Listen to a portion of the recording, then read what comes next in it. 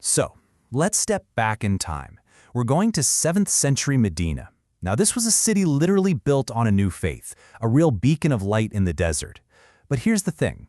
Beneath that light, shadows were gathering. Conspiracies were being whispered around, and the biggest threats to this new community, they weren't coming from outside armies. No, they were coming from right inside its own walls. All right, let's get into it. Just look at this image. It really captures the core tension of this entire story. You have this new light of faith flooding the city. But the real dangers, the things that could truly tear it all down, they weren't out on some battlefield. They were hidden in those long shadows, in the whispers, in the plots that threatened to unravel everything from the inside out. And that right there is the key. This isn't just a story about swords and shields. It's really about a battle for hearts and minds. A conflict that was fueled by sedition, by slander, and by promises that were just completely shattered. It's about figuring out how a community, forged in faith, dealt with threats you couldn't just meet head-on in a fight. So, let's get into our first section and see how all this started to build. It really began with a critical test, a moment that basically forced everyone to pick a side and decide where their true loyalties were. And this wasn't some abstract idea. It was a real crisis happening in real time. So what kicked this all off? A broken treaty. The Banu Qaynuqa, a tribe that was allied with the Muslims there in Medina, they just openly turned hostile. And that act of betrayal, it created this massive fracture. It forced people who had ties to both sides to make a really, really hard choice.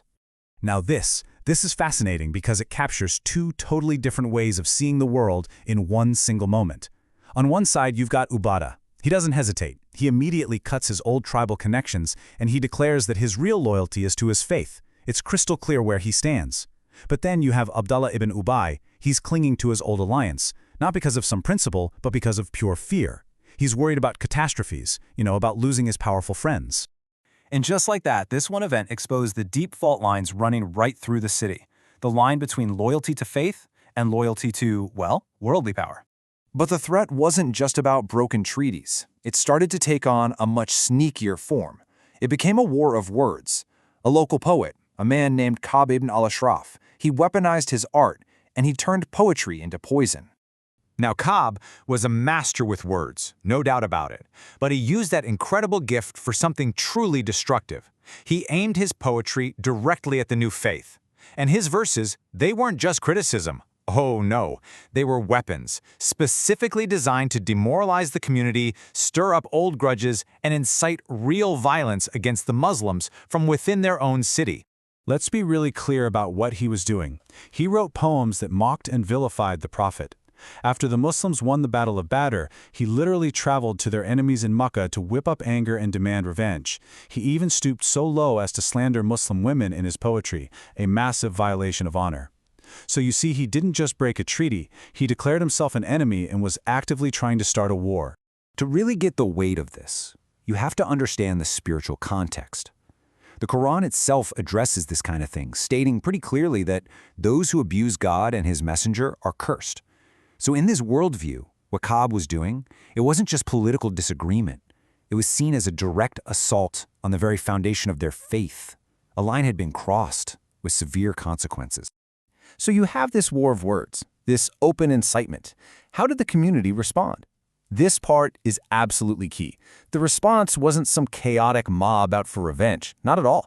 It was measured, it was strategic, and most importantly, it was authorized by the leadership. They had this two-pronged approach.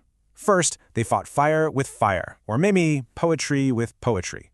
The Prophet commissioned one of their own great poets, Hassan ibn Thabit, to create a powerful counter-narrative. But when Ka'ab's incitement crossed the line into an open call for war, a second, more direct response was sanctioned. Let's just walk through the steps here, because the process is just as important as the end result. It all started with that cultural counterattack.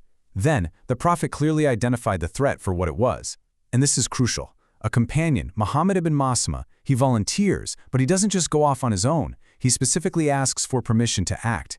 And only after getting that green light does he even ask for approval to use deception, which was granted as a necessary wartime tactic. This was a disciplined, authorized operation, not vigilantism. And all of this brings us to the climax of the story. The covert mission to neutralize the man who had effectively declared war on their entire community. Picture this. Under the light of the moon, a small team of 5 men, led by Muhammad ibn Maslamah, are stealthily making their way toward Ka'ab's fortress. The stakes here are incredibly high. Their one goal is to remove this source of constant incitement, this catalyst for war. Now, they couldn't just storm the gates, right? They had to be smart, so they used a pretty clever ruse. They approached Ka'ab, acting like they were fed up with their own leader, complaining about how hard things were. They asked him for a loan of food, and, this was brilliant, they offered their weapons as collateral. It gave them a perfect reason to be armed without making anyone suspicious. As Ka'ab was getting ready to meet them, his wife had this terrible feeling. She warned him, saying, "I hear a voice, and it is as if blood is dripping from it." I mean, what a chilling moment of foreshadowing. But Ka'ab, full of arrogance and confidence, just brushed off her fears and walked out into the night. And this is the critical moment. To get close, Muhammad ibn Maslamah complimented the perfume in Ka'ab's hair. He asked if he could get a closer smell. Ka'ab, flattered, agreed. He did it once to lower his guard, then he did it again. And on that third time, he grabbed him firmly and gave the signal to his companions, "Come now." The mission was a success. With Ka'ab gone, his entire campaign of poison and incitement just stopped. The direct threat of a war fueled by his words was neutralized, not by a huge army, but by a small, disciplined team acting on direct orders. Okay, so after all of that, what's the big picture? What are we supposed to take away from these intense events? Well, these conflicts weren't just about survival. They were about forging the core principles that would define this community for generations. So what are the big takeaways? First, we see a whole new definition of loyalty taking shape, one that's based on shared faith, not old tribal connections.